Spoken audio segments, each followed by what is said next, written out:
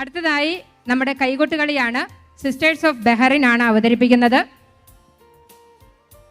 ഷംല, ദിവ്യ, സൗദ, റൈഹാന, ഹയ, അമ്പിളി, റീന, നാദിയ, മേരി, ഉസൈബ, റൂബി, മായ എല്ലാവരെയും വേദിയിലേക്ക് ക്ഷണിച്ചുകൊള്ളുന്നു.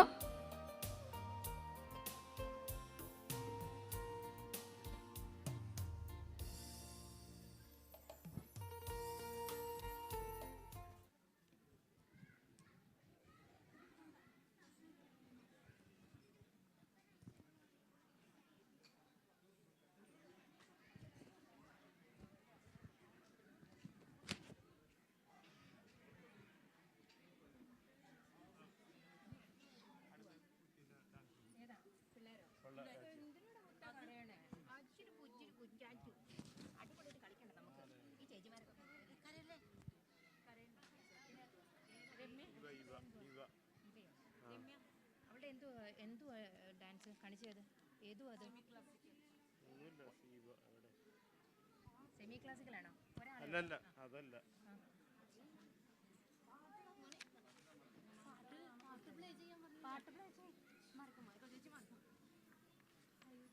ഇതിലില്ലല്ലോ.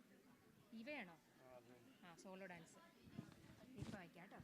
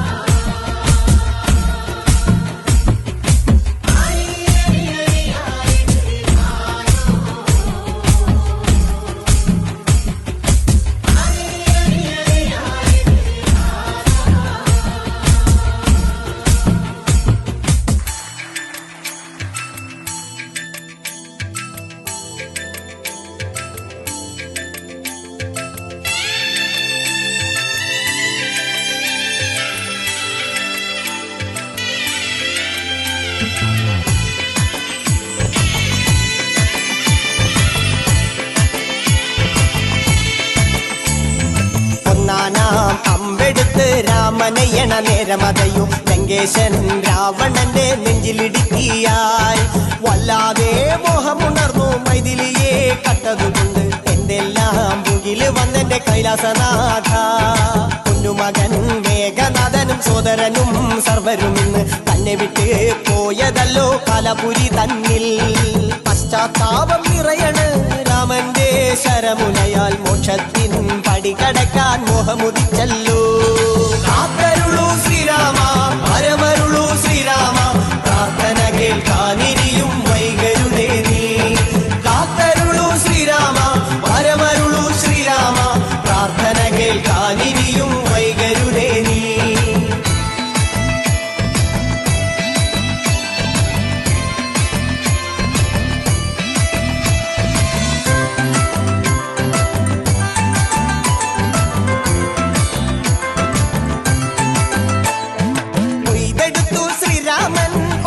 ശിരസയ്യ ദശമുഖനോ മോക്ഷത്തിനൊരു പടി കടന്നയ്യ.